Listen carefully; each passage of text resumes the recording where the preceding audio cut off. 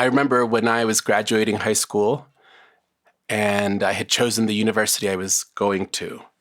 In my case, it was leaving Costa Rica and moving to the United States, to a city I had never been, to a school I had never seen, to live with people I didn't know, and to leave my parents behind.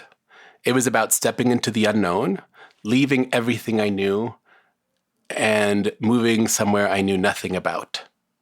That fear of stepping into the unknown, of moving from one state in our life to the next, doesn't necessarily have to be about geography, but it happens to all of us all the time.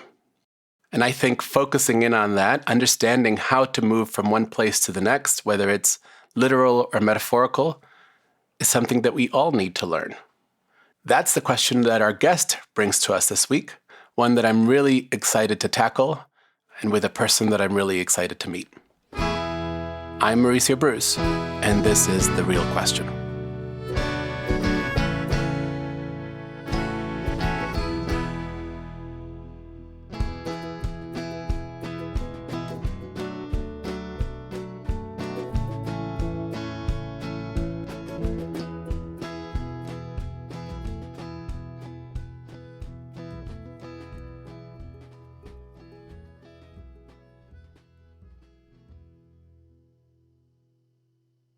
Hi, how are you? I'm doing well, thanks. How are you? I'm doing really well. I'm really excited to have you on the podcast today and to get the chance to talk to you. Thank you. I'm really, really excited to be here as well. So you might know, and you might have already prepared for this, but I've been asking my guests a question before we dive into their question. And my question is, if you could share anything about yourself with me, what would you share? A fascinating and extremely open-ended question. Mm-hmm. So a lot of the things that I might normally share, I think are going to come up in this conversation anyway. So I thought about what would be something different that wouldn't necessarily come up. And I think what I'd like to share is that once upon a time, I left New York City, where I had lived and worked for a number of years, moved to Alaska, and became a kayak guide. And even though that's not really where my life is anymore, I really treasure those years of working in the outdoors. It is, I think, still among the top 3 decisions I've ever made. Wow. I just want to know, what's a kayak guide? So I was a sea kayak guide. And what that meant was that pretty much every day I would take out groups of between 2 and 6, sometimes 8 people into wild places on the ocean. Wow. And those wild places might be a tidewater glacier, so where there's a glacier that comes right down to the ocean. They might be tidal flats, where depending on the tide, there's either much less or much more land. It was really magical. It sounds incredible. I've never been to Alaska, but now I guess if I ever go, I'm going to look for a kayak guide. Absolutely. I would highly, highly recommend it. It's a really incredible way to experience the place. So you have a question for us. What's your question? Okay, yeah. So my question is, to put it briefly, should I have a child? Which I know is pretty big. For a little bit of context, growing up, I sort of always envisioned myself having a kid someday, but in that sort of nebulous, distant, you don't have to think about it yet future. And last year, I had a couple of sort of aha moments, or possibly oh crap ones, in which I realized, no, I really do think I actually want that. And the way that my life is shaped and the way that I am shaped, it's going to take some unconventional forms if I choose to go for it. In particular, a couple of relevant details. One is that I'm transmasculine, and so I use he, him pronouns. And being a trans pregnant person in a climate where people are not always tolerant of nonconformity is pretty scary. I'm also single and not really looking to change that. And so it would mean sort of going it solo, which I know many inspiring people who have done, but it also does mean it's sort of an unconventional approach. And then there's just like a lot of sort of uncertainty and fear. And I've heard from parents that no one's ready. There's always going to be surprises. And so I know not to like overthink or overplan that. But it's also like hard to overstate just the amount of change that it would mean for my life. Having a child is one of the biggest decisions that one can make. And it would change, I think, a lot about my day-to-day, but also the ways that I am able to engage in community. And that feels really scary from this side. Okay. Thank you for that. You've sort of outlined for me all the reasons why this is scary or this is even a question, right? I'm just curious before we even get into those, what's the other side of the coin? You said you had all these aha moments or possibly, oh crap. Like, what is calling you toward this question? Yeah. So when I think about having a child, I get this excited, sort of bubbly feeling of possibility and excitement and joy.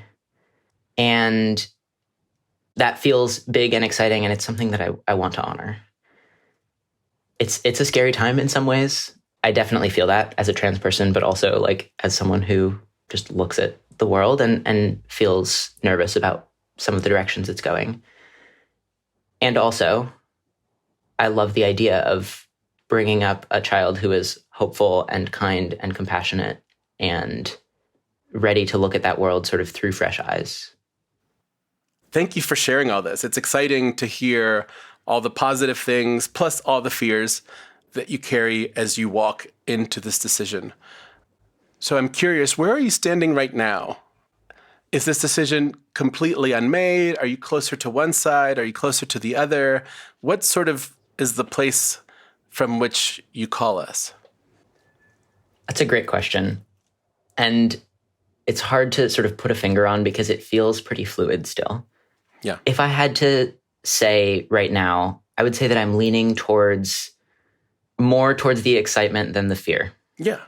So more towards yes child than no child, but with really still significant space in me for exploring and hesitating and second guessing. In some ways it's liberating, right? I don't have to be making a concrete decision right now. And on the other hand, part of me just wishes I could make a decision and then move on. Yeah, I understand that. Well, so let's start talking about some of the things that might help you make a decision or come to some decision. Let's talk about concrete things. Tell me what excites you the most. You said there's possibility, there's joy, there's bubbly feelings, but what are the real sort of concrete things that you say, this is why I want to have a child? That's such an interesting question. Things that I'm excited about. I have a number of fabulous people in my life who are ready to be excited for me, I think is the best way to put it, right? They're not pushing me one way or the other, but they would be really excited to be in that sort of like extended family, awesome family friends kind of role. And then of course there's the kid, right? Like it feels so big. I have a hard time putting a finger on what specifically about having a kid would be exciting. But I find myself thinking like the books that I really loved as a kid, like, oh, wow, wouldn't it be amazing to share these with someone, right? It is causing me to look at things just in my everyday life through the eyes of like, ooh, wouldn't it be exciting to share that with someone little who's just figuring out, how to engage with the world and what the world even means. Not that I've figured any of that out, but I think that excitement is sort of bleeding out into other parts of life as well. Yes. So I hear there, it's the excitement of sharing the world with somebody who can then share wonder back with you. Yeah. I remember there was this friend of mine who they used to travel a lot for work, and they remembered very clearly the first time that they traveled with their young child. They got on the plane, put the child by the window, put their stuff up in the overhead, sat down, took their book out, and the boy started to close the window and open the window and close the window and open the window. Goes, Mom. She goes, what? He says, look. It was just so enchanted by the fact that he could open and close the window of the plane. And that led her to go, oh my gosh, I'd forgotten. Yeah.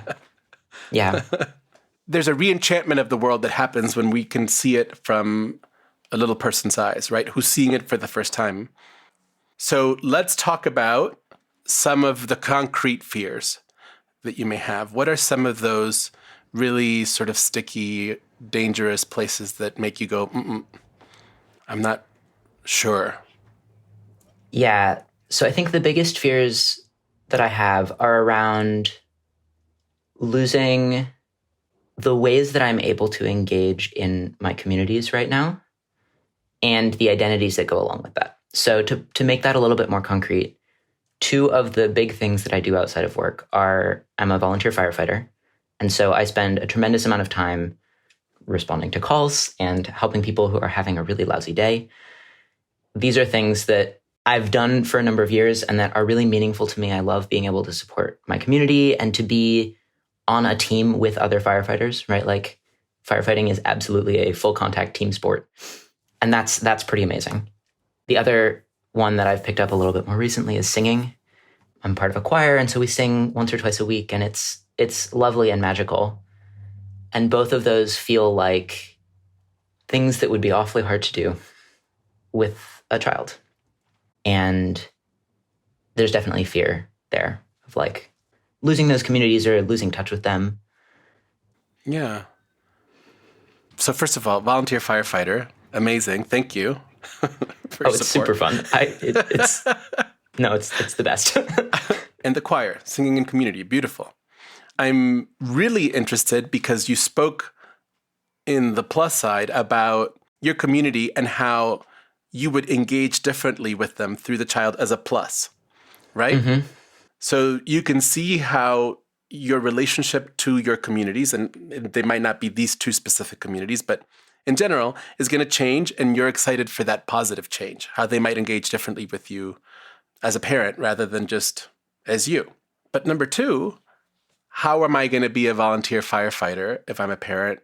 And how am I going to have time to sing if I'm a parent? While acknowledging that being a parent means giving up certain things and sacrificing certain things in order to be a parent. You're stepping out of some roles, but taking others on that you can't otherwise.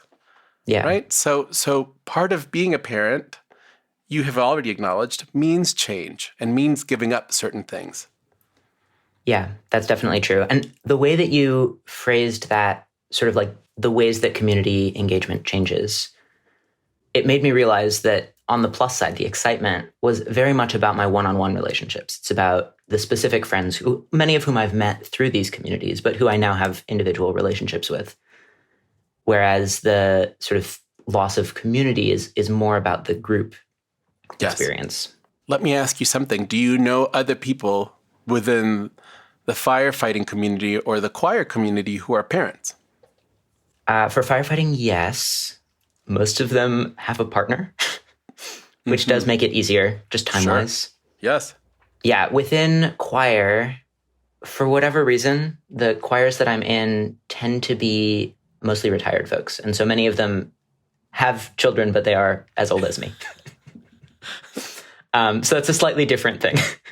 So if you decide to bring a child into your life and to sort of make some of these changes, those communities are not as available. Yeah, that's very true. So let me ask you this, just sort of point blank right now. Would you be willing to give up firefighting and the choir right now if you decided to have a child, or are those not so easy to give up for you? They're definitely not easy to give up.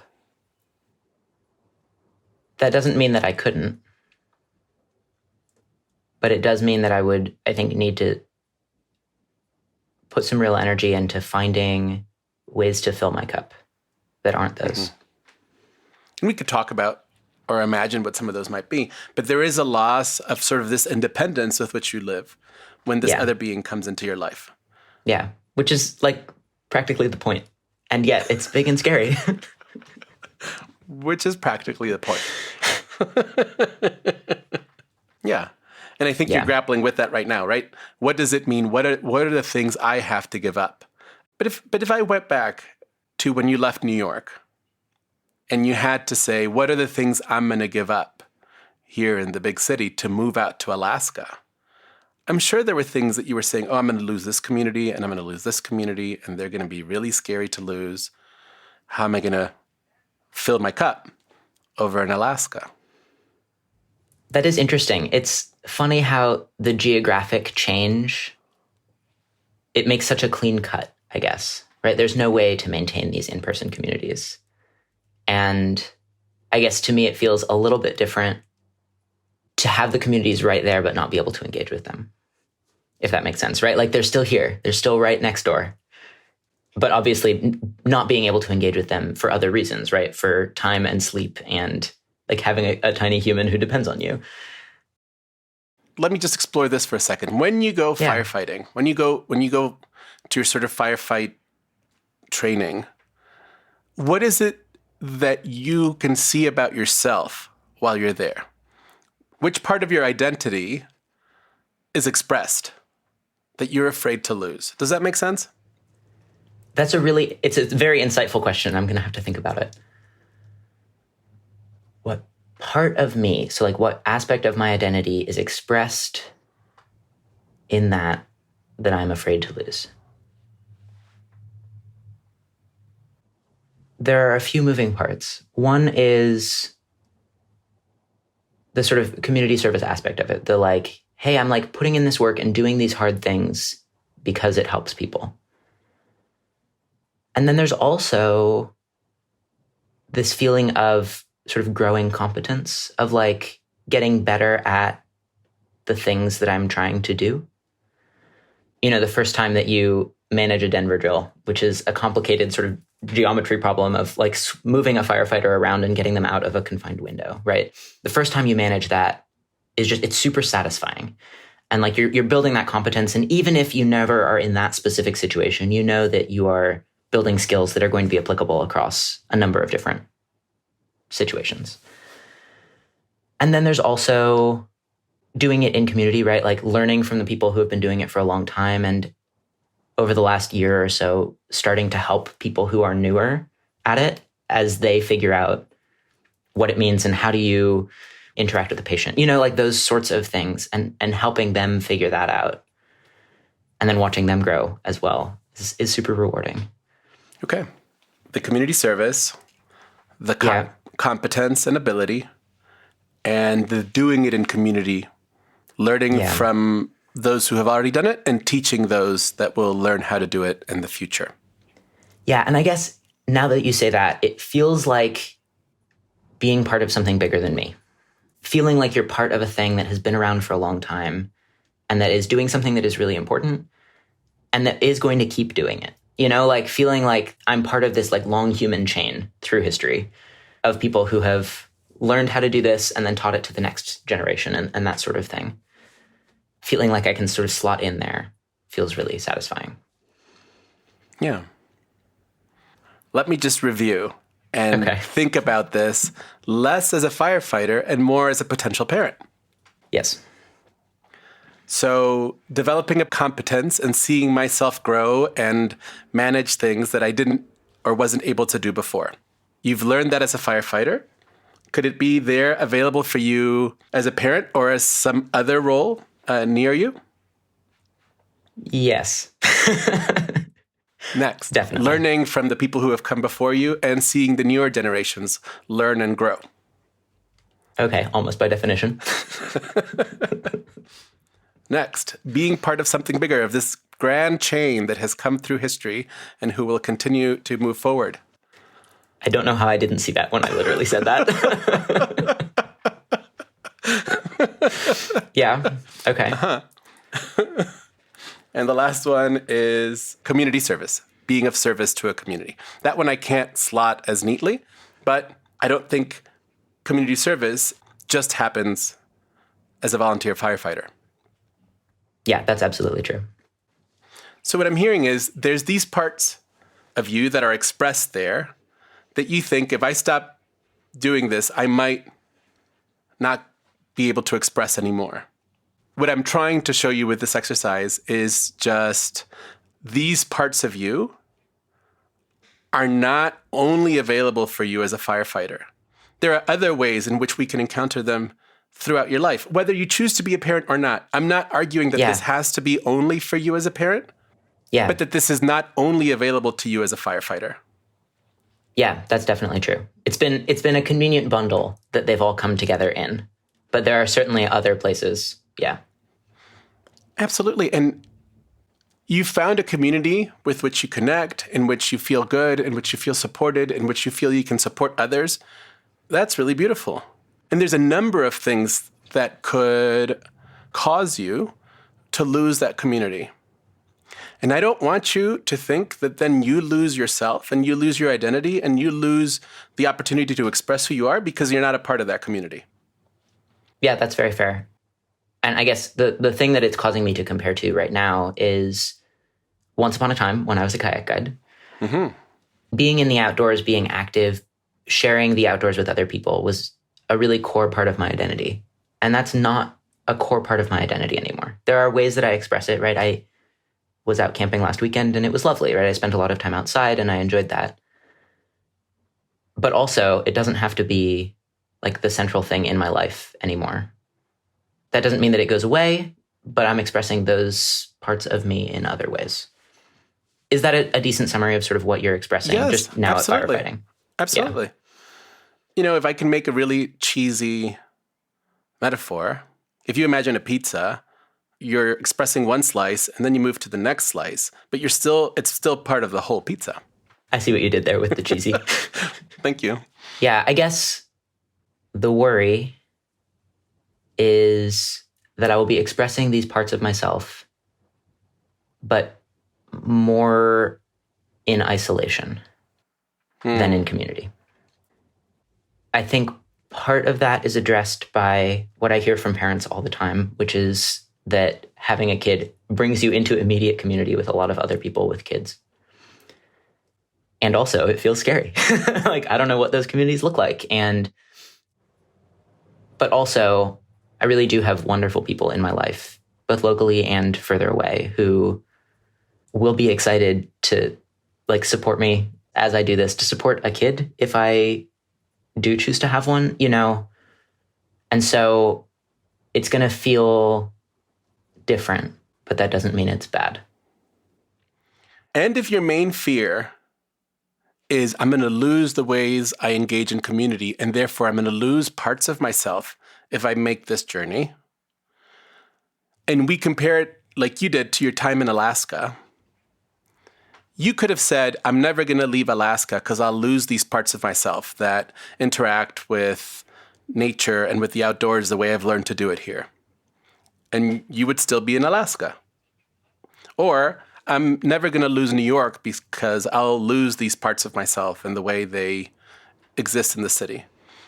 I guess what I'm trying to say is we are constantly shifting around the pizza, interacting with different parts of myself. But like you pointed out, they don't ever go away. They're still there and accessible. We've exercised this bit, and we might exercise them for some years and explore what it means to be an outdoor guide and a kayak guide. And once we're satisfied, then we move on to the next slice and we explore what it means to be a firefighter or a member of a choir. And so my question here is, maybe there's a part of you that's not ready to explore the next slice because you're still exploring being a volunteer firefighter and being a member of a choir. And that resistance that you're feeling is, I don't know if I'm ready to move to the parent slice. Mm-hmm. And maybe you're sort of in that liminal space in between both. And there is a mourning to this side, which you're saying, you know, I really enjoyed this part of myself. And I know it'll always be here, but I just won't be able to engage with it in the same way. And I am almost ready to take the journey into that next slice and explore the parent in me. Yeah, that's a really good way of putting it. If it happens, it's a big transition. And transitions are allowed to have that sort of like liminal space of both mourning and excitement. And it doesn't have to happen now. But also I kind of want it to, but also then I'm scared, right? but you see that sort of borderline or that border space between this and the next thing, where there is a part of you that's saying, no, I'm still here. I haven't left. Nope. I haven't made the decision. But there's another part of you that says, I'm really excited to make the decision and to step into that new territory. Yeah. So as we have this conversation, seeing how you told me that there's this excitement, there's this possibility, there's this joy, and there's this fear of losing the ways you engage with community and losing these parts of yourself. If we go to the original question, should I have a child? Should I make this jump from one part of me to the other part of me. I just want to know where you are or what's going on. How are you feeling with that right now? I think viewing it as a shift rather than like a light switch Okay. is helping. At some point, you either have a child or you don't. Like that's a Boolean yes, no. But the sort of exploring and the thinking about it and the ways that life sort of morphs from one slice into another, as you've been putting it, that does help. It gives more space for that middle ground of not knowing right now. And it even gives you space to mourn and say goodbye to those pieces that you're saying goodbye to. At least in this context where, you did just say at some point you either have a child or you don't. But even a child is not a light switch where, you don't have one today and then tomorrow, boom, you have a baby in your lap. There's a process and there's a slow sort of that's true. movement toward that. So I think what this conversation has led me to is the excitement is real, and maybe it's time to explore what it would look like to shift out of some of the communities that I'm in right now. That doesn't have to happen immediately. And remind myself that the parts of my identity that I value are not tied to the specific things that I'm doing. So I think that awareness that you just sort of landed on, the parts that I value are not tied to these communities. They're mine. I think that's really powerful. Yeah. Okay. I have really enjoyed this conversation. And before we finish, I just want us to circle back to the place where we started. You asked if you should have a child, and then you told me sort of the fears and the excitements of having one. When you spoke about the fears, you said that being a trans man, that being alone, the uncertainty of the world that we live in and of what might come, the fear of change, and then the ways you engage community were the things you were afraid of. When I pushed you a little bit, the biggest fear was sort of losing the ways you engage in community. And so I'm wondering about all those other fears that you mentioned. Being a trans man, having to do this alone, the uncertainty of the world. Where are those in you right now? How are they reacting to the conversation we had? Is there anything else that we need to address? That's a great question. Because certainly when I started out, I kind of assumed that the being trans would be a bigger issue, especially with how big it is in the news right now and the ways that being a trans person feels like you're being individually targeted right now.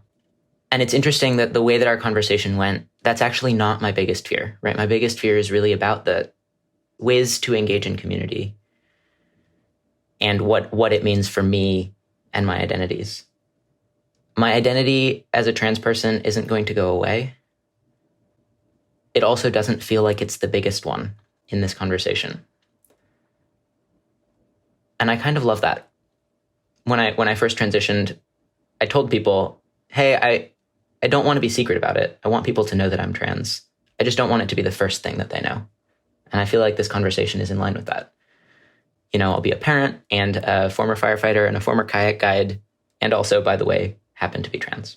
I think there's enormous power in what you just said. And I think it can be really inspiring for a lot of our listeners. So thank you very much. Thanks. Well, I'm really excited, if you don't mind, to call you back in a couple of months and see where you are in this process and where you are in this decision. Yeah, I would love that. I'm really excited. I'm just going to sort of invite myself, but for me and all our listeners to be part of your community. Thanks. Yeah. And if we can ever be of help again, or if there's something we can do, give us a call. Reach out. Absolutely. Thank you so much. This has been a really informative conversation. I've really valued the ways that you can sort of reflect things back and help me understand the actual concern that I have deep down. Thank you. Let's have a pizza sometime. I would love that.